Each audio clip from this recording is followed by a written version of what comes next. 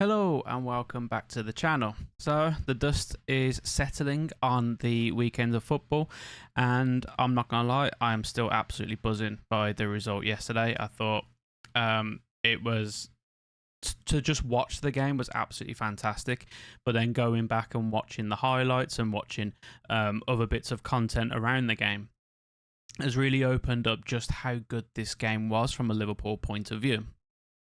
Obviously, listening to some of the feedback, mainly from the pundits over at Sky Sports and places like that, they were more focused on the way that Man U played badly rather than how Liverpool played very well, in my opinion. And what I've actually found by watching the game, by studying, by looking at highlights, by doing all of this kind of thing, is looking at how this actually, for me, was a real big indicator of the way that Liverpool are going to be managed under Arne Slot when it comes to in-game tactics. So I think a lot of the time with Jurgen Klopp, that when Liverpool played, we had a set style of play. We knew what we was going to get with Jurgen with each game. There may have been some little tweaks here and there, but on the whole, we knew that it was going to be that 4-3-3 shape. We knew we was going to have one holding defensive midfielder. We knew that we were going to be looking to press from the outset. We knew that those long balls from Van Dijk over to Salah, the counter-attack goals, we kind of knew how they were going to play. Under Slot, we've seen in the opening two games different variations, but it's mainly been slight little tweaks and little adjustments here and there to maximise how Liverpool played. But what I found with the Man United game was the first time that we saw him make some changes to the lineup to counter specific threats from Man United, but also allowing us to get the maximum out from that game, which means that this is going to be the kind of system now where it's going to change on a game-by-game basis, depending on who our opponents are. So I'm going to take us over to the tactic board now, where we can go through the tactics a little bit more in depth. So what we've seen in the previous games, Liverpool kind of set up a little bit more like this, with McAllister, Szoboszlai and Gravenberch as that holding six player. But in this game, it looked a lot more like we were playing with Szoboszlai here, and then these two players were kind of sitting together as more of a double pivot rather than having the one player back and allowing McAllister and Szoboszlai to act a little bit further up the pitch. So that was the first change that I noticed, but I found it really interesting in the way that these two players functioned. So I have got some examples of the way that they were playing, but what I noticed a lot during the game was that if Gravenberch went, McAllister sat. And then if McAllister went, Gravenberch would sit. And that's kind of what we noticed throughout the whole game. But I think each player had individual set instructions applied just onto them.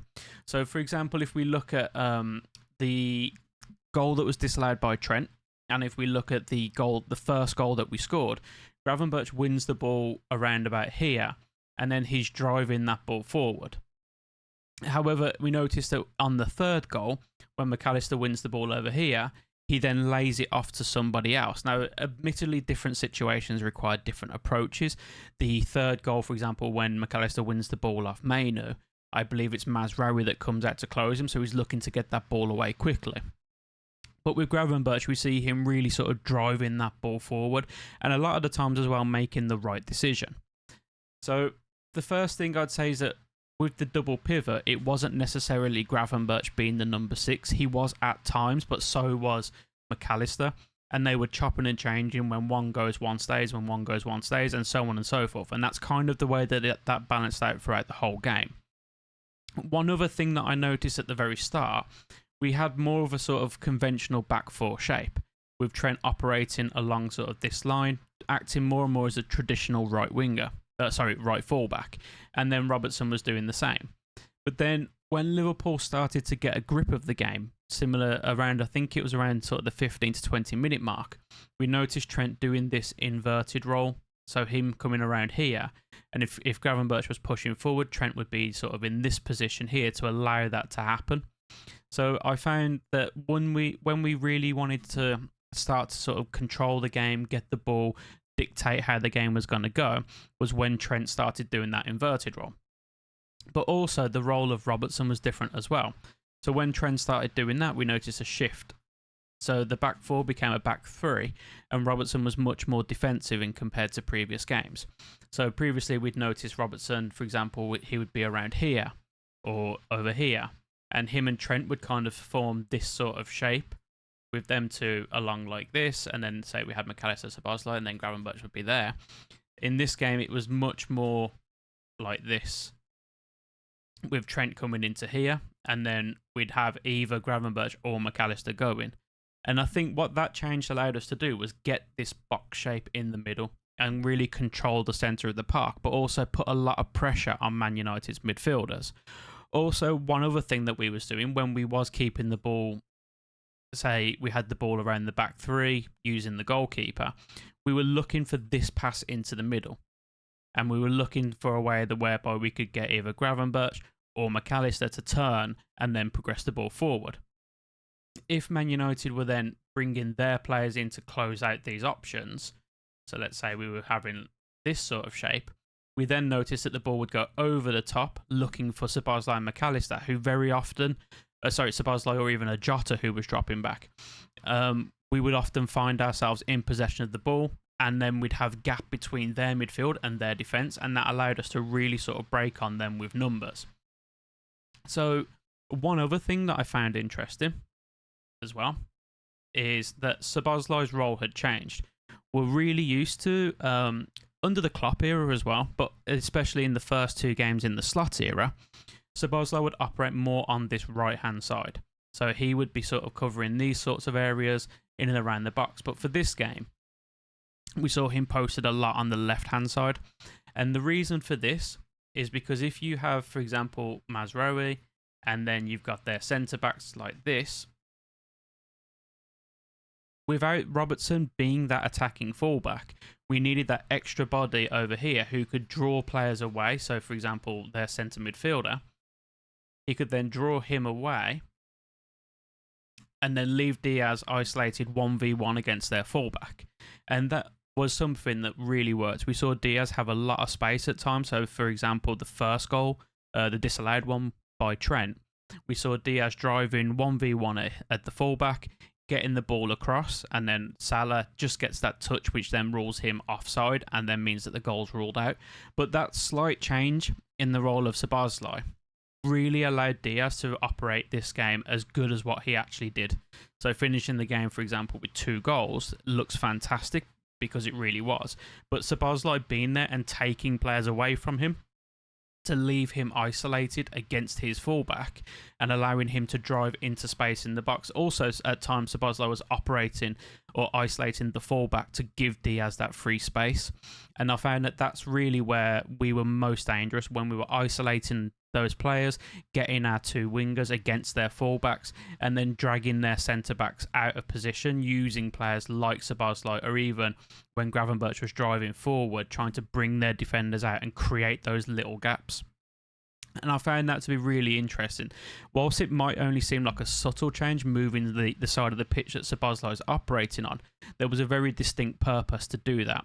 Obviously, that change coincided with Robertson acting more as a defender for this game rather than being an attacking fullback, and then allowing Diaz to get in those positions by bringing players out and out of his path to get him isolated, and then using Trent on the other side to operate as that sort of Trent and Gravenberch on the opposite side to still continue the role that Szoboszlai normally does, but then creating those sort of spaces, creating those overloads, and using players in a very specific way.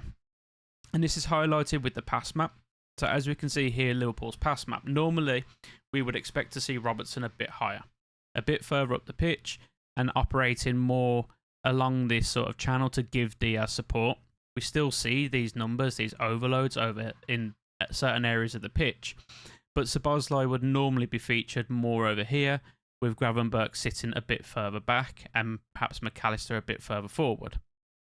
So this here's what shows me that McAllister was used as a double pivot in this game, which obviously we knew about, but also he was actually sitting back more than what Gravenberch was. Gravenberch was actually far more advanced in this game than what McAllister was, and that then allowed him to not only be pivotal in the goals that we scored in terms of actually getting there, winning the ball back, bringing the ball forward and playing the right pass at the right time. But it also meant then that we were able to set certain traps for them.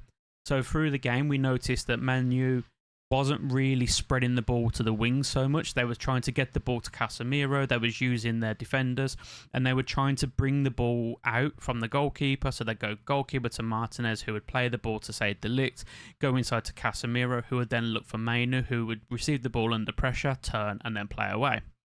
But what happened instead was we noticed that Gravenberch was sitting really high. So around here, for example, so if the ball did go into Mainu, he was getting in front of him, being aggressive and trying to win the ball before it got there. And what that done, so the way Man U also play is they have their fullbacks pushing forward really high. So when the ball goes into a Casemiro here, their fullbacks are already going. And then as he then tries to play the ball inside to Mainu, when Gravenberch steals it, you then see this overload that Liverpool have, where we have the three players, Szoboszlai, Gravenberch and Trent. And this is really highlighted in these little stills that I've got. So this is the first one here. So this was from the disallowed goal. This wasn't the goal that Liverpool scored. This is the one that was ruled out. As you can see, Gravenberch has got the ball. He's driving forward. He's beat his man. He's beat Mainu. And then you look at the options that Liverpool have got. Man U are in a much better defensive shape here. But the shape of Liverpool is actually quite important. The one player that we can't see is where Diaz is. Obviously, Diaz will be further down here on the left-hand side. But Trent on the opposite side is actually acting as that right winger in this scenario, with Salah coming more into the middle. And what that does then is it creates these situations where, for example, Dalot and Martinez, they don't know which one's picking up the player and which one's going to let the player go. And that's the reason why Trent is able to steal in at that point, unmarked, unchallenged, and then rifle the ball at Dalot, who was over the line when the ball hit him. Because no one's picking him up, no one's marking him. He's completely on his own because Salah has dragged his fullback into the middle. And then you have this situation where defenders don't know which player. Should I pick up Salah? Should I go out to Trent? And obviously, we all know Rashford doesn't really do the tracking back job very well for Man United. And then capitalising on that was able to let us create these opportunities to score goals. And it was very similar with the second goal. So at this point here, we can see that Gravenberch has been aggressive. He's intercepted the ball. With this pass, I've watched it a number of times. I can't tell whether Casemiro is trying to get the ball into Mainu or he just completely scuffs the pass over to Dalot. But either way, whichever one it is, Gravenberch really aggressive, gets in there, wins the ball. As you can see, he's already caught Mainu completely off guard. And then we have at the top over here, Dalot is now completely out of position and he's basically out of the game. Mazraoui has also pushed up really high. And then with the win of the ball here, he's now out of the game as well. And that gives us a numerical advantage, so we can then break with a 4v2 against their two centre-backs, and then that creates the overload. But the one thing that I found really good about this particular goal was Diogo Jota's run. So we can see here, what I will do is just hide my camera. So we can see here that we have Diogo Jota just here in the middle. And what he does is he runs in between Delict and Martinez. And you can see him there pointing to say, look at Diaz, he's free, is completely unmarked. So what we've done here is by catching them out, being aggressive, winning the ball high up, and then creating this 5v3 at the time it actually is, because Casemiro gets back inside there. Diaz now is completely unmarked because their fullback has already gone. So Gravenberch in this moment could either A, do what he did and then bring Mo Salah into play, whilst their three defenders in this case, including Casemiro, are all going to that right-hand side of the pitch. Or he has the opportunity to do a little ball into Szoboszlai, who could then lay the ball off to Luis Diaz and then bring Diaz into play that way. Personally, I think he made the right choice because as we see, as that develops, everybody then gets back over. All of their defenders pull onto the one side and then it's just a little dink ball from Salah. Fantastic ball, by the way, with his right foot. And we have both Szoboszlai and Diaz queuing up to head the ball into the back of the net. So instantly, just by being aggressive and trying to win the ball back higher up on the pitch, we're noticing that Liverpool are now creating these opportunities, these counter-attacks. But it didn't stop there. So this is in the build-up to the second goal that we scored, where Diaz wins the ball back off Casemiro. A perfectly good challenge. I've seen some Man United fans complaining that it was a free kick. Didn't see a foul in it. He actually wins the ball. He knocks it first. But what I wanted to highlight with this particular screenshot is just how many players Liverpool have got around the ball. You've got Trent, who is coming right the way in over here, doing that inverted role. Obviously, Diaz has just won the ball. We've got Jota there. Look where Gravenberch is at this moment. He's now acting more as a left winger than he is as a centre midfielder. You've got McAllister running in to win the ball as well. And then you've got Szoboszlai. So Liverpool have committed 6 players in and around the person carrying the ball. And then obviously when we win the ball, we now have a situation where, because of where their players are, we've now created an opportunity to break forward again with a lot of numbers. And then that then helps us to be able to get the ball through so that we could score the second goal. So again, it's just a case of, this is what I really like about the way Liverpool play. If you look at, for example, the first goal, from the moment we win the ball, again, we still have numbers in and around the area, but it's picking and choosing that moment when we're going to go and hunt in these packs. So here is by being aggressive, stepping up and winning the ball before it can actually reach its intended target. And then here, it's a lot more about getting numbers, getting players in and around there, not allowing Man United to play and break out, and instead getting the ball, winning it. The ball ends up going over to Salah, who then brings the ball back in. But again, with this goal, I really like Diaz's movement. So Diaz's movement for this goal, he runs into the box and he drags Martinez with him. Then he stops. And then Martinez continues going forward. And then the ball comes across from Salah. And then you see Martinez look, realising that he's completely out of position. His man's done him. And it's just a first time finish from Diaz, which is really, really good finish. And then here again. So this is when McAllister wins the ball off Miner. Much stronger than him. Again, no foul. Uses his strength to get the ball.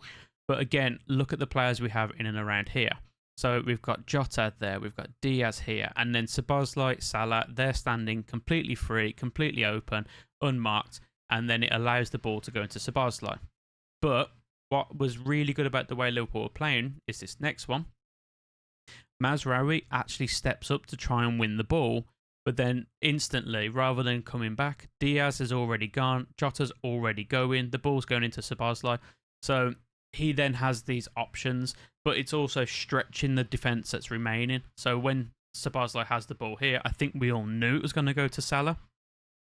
But he does have the option of Jota. He has the option of Diaz. He has the option of Salah. So in every goal that Liverpool are scoring, we're creating these numerical advantages by the way that we're playing. It's either stepping in and being aggressive like this, or it's stepping in and intercepting the ball, reading the danger, and then setting these traps, allowing Man U to think, okay, this pass is on, but then no, Gravenberch is already going to win that ball. He's already being aggressive. He's already trying to read where the pass is going to go and intercept it. Another thing with regards to, for example, this one, is that we notice here that it's McAllister that's pushing forward to win the ball.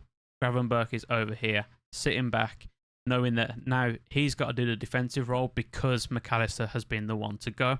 So then he sits back here and then he allows the rest of the team to play. And then as we can see, when the ball's been played forward here, he's not busting a gut to get forward because he knows, okay, I need to be the one that's a bit more controlled in this situation and let these guys develop forward with the play.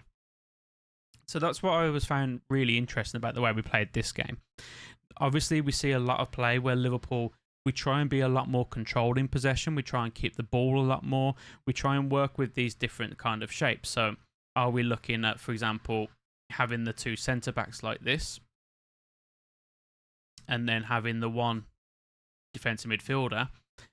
And then sometimes what we'll do is we'll have these 2 switch quite far, and then they've always got that pass into Allistar. And then we see Gravenberch coming back here to receive the ball, with Trent being an option, Robertson being an option, and so on.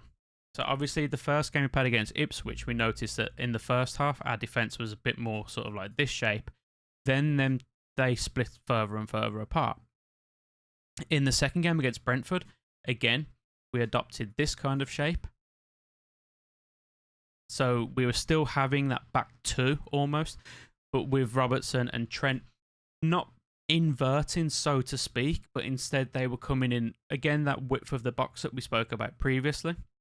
And then Gravenberch again operating in these kind of areas, looking to receive the ball here and then lay it off to Trent and then get the ball forward this way. But then against Man United, what I noticed was we was much more a back three kind of shape. So playing a lot more like this, again, having these two players as a double pivot, but knowing when to go, when to stay. Gravenberch has gone, McAllister stays. McAllister's gone, Gravenberch stays. And it's almost building these relationships that Liverpool have got now, where we can pose specific tactics to counter specific threats in each and every game, which I think it's one of the things that I really love about watching about slot football, because they're not always big changes that you notice. For example, we're not going to play a 4-3-3 today, we're going to play a 4-4-2. Instead, we're actually playing players in different roles and different positions each game to counter specific threats. At times, what we noticed was Jota and Szoboszlai forming like this kind of shape here to create another box here. And then we was playing almost as a 4-2-4, with Szoboszlai acting as more of sort of a false nine or a second striker, if you will. And then he was playing in those kind of roles and those kind of areas. And I think by us having multiple different shapes in the way that we played, it meant Man U really sort of struggled to get to grips with us. So when they had their shape, let's add some more players for them. They had Bruno, and then they had Rashford over here. And then we'll change that. One's always got to be the goalkeeper, hasn't it? So Liverpool would sometimes post with a shape like this against Man United's shape, where Trent would come in to say here, and then Gravenberch, for example, would sit, or Gravenberch would push forward, and McAllister would sit a bit more, and then Szoboszlai would be countering that specific threat. And it really sort of gave Man United different options of what they can do. But mainly what I think, by leaving these two players here, if, for example, Bruno was pushing and then their second midfielder was pushing, which often he wasn't, the second midfielder. This one, for example, would have been Casemiro, but then you also had Kobe Mainoo, who would have probably done this role, but push a bit further forward. What that would do is then create this big gap so that we could then put the ball into this area, and there's a big gap between their defence and our midfield. But also, because they're committing their fullbacks, we're then creating these situations where we're getting 4v2s or 5v3s. And I like the way that Liverpool they're not always playing the same way each time. Not every attack is built up with these wonderful one-touch passes. Sometimes it's a case of, okay, we're going to invite pressure onto our back line by Virgil's got the ball, he's going to knock it into Allistar, who's then going to push it out to Konate, and it's going to go back in. And that's designed to draw Man United onto them. So then we can just lob that ball over the top, and then instantly we're in behind their midfield. And because they do commit numbers forward, that means then that we can counter them with numbers, constantly creating these numerical advantages against them and really using it in our favour. So whilst I do agree that I think the problem that Man United had, a lot of it was their own making. It was also the way that Liverpool set up for that as well. And I found it really interesting listening to Slot's post-match analysis when he was talking to on Sky, where he basically said Man United's tactics, they press with the 9 and the 10 now rather than I can't remember what he said, the 7 and the 8 before, or whatever it was. And also about how he knew about them committing their fullbacks further forward. So by creating these situations where he knew Mazraoui was going to be committing, so therefore by bringing Szoboszlai over here, it then freed up the space for Diaz, rather than have him over here with Jota over here, and then it would basically give the option for either Casemiro or their centre-back to basically keep Diaz quiet. With Szoboszlai being over here, he could then take Casemiro out of it, so if Mazraoui is committed, it's then Diaz is on his own to be able to break in there, and as we saw with Jota's runs, he's pulling the centre-backs along with him. So again, if Dalot's been committed to go forward, Salah's coming over here. Martinez then has a choice. Do I go with Salah or do I go with Jota? And because Jota makes that run, it then pulls out dissect as well. So then Diaz has all of this free space to really sort of run into and attack that kind of space and that area.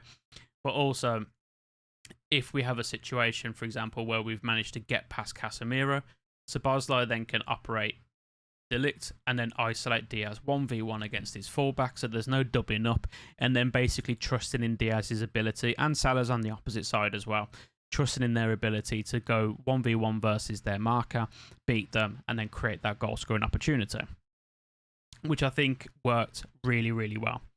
One other thing I've noticed, which is kind of spanning over all 3 games. So obviously we've noticed just how lethal Salah is. I think it's 3 goals, 3 assists now in all games. And the main one was Diaz that I wanted to point out. So Diaz now has scored 3 goals in his last 2 games. He's also got himself an assist as well. And he's looking deadly. And the one thing I noticed, whereas people were talking about consistency with Diaz, he just needs to be consistent. He needs to score more goals. He needs to get more assists. And whilst I do agree with that, I think that the way that Liverpool are playing at the moment is really bringing the best out of him. So the one thing I've noticed, no long shots from Liverpool so far in 3 games. I think the first one may have been, I can't remember what Trent's shot against Ipswich was in the first half, but I think that's probably the furthest that shot that we've had. All of our shots at the moment, they seem to be coming from the inside the area in, basically the opportunities where you'd expect to get the highest percentage chance of scoring a goal. There's no more Diaz coming across here and then trying to whip it across like this, or there's no shots from outside the box. Instead, we're trying to get our players in front of goal in goal scoring opportunities. And I think that that's really bringing out the best of Diaz and Salah at the moment. I think last season we saw a transition with Salah where I think in order to try and get the best out of Nunez, we saw Salah become more of a provider than a goal scorer. We're now seeing Salah 3.0 where he's not only still continuing with his assists and being a provider, but he's also acting as the goal scorer as well by allowing him to come into these areas. For example, on this one against Man United, here. No, not this one. This one here, we can see Salah is much more central and then allowing Trent to be that width and then getting Salah in the middle and then basically in front of goal. So with this one, Diaz's pass, I think the pass is intended for Trent, but we see Salah in the middle of the goal ready to just tap the ball in if the ball comes to him. So basically giving players options, but basically trying to get them in front of the goal. No more of these shots from outside the box, no more shots from different angles where you obviously your percentage chance of scoring that's going to be lower, but by getting bodies, getting numbers and creating opportunities whereby we can get players in front of goal means that we're now really sort of maximizing on our goal scoring potential. Likewise in defense, I think that the use of Gravenberch coming back, he's been obviously very, very good over the 3 games. I think that the game against Man United was his best game so far. I think each game has been a progression for him. The Ipswich game, everyone was like, yeah, he played well, really good. Then the next game against Brentford, everyone was like, yeah, he had a really good game in that one. Then against Man U, it was like, yeah, he was phenomenal. He was fantastic. So he's progressing each game he plays there. He seems to be getting better and better and better and better. So I'm looking forward to seeing more from him throughout the season.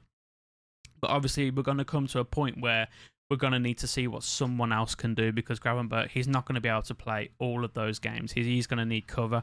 So, for example, if we're playing Champions League football, cup games, I think in October we've got a ton of games coming up. Will Gravenberch be able to play through all of those? Probably not. So that's going to give players like Endo an opportunity to see what he can do. And players like Tyler Morton could come in and perhaps see what he can do. But also it'd be interesting to see what changes Slot implements into the tactics to see how he can get the best out of those particular players. So that'll be interesting for me to see.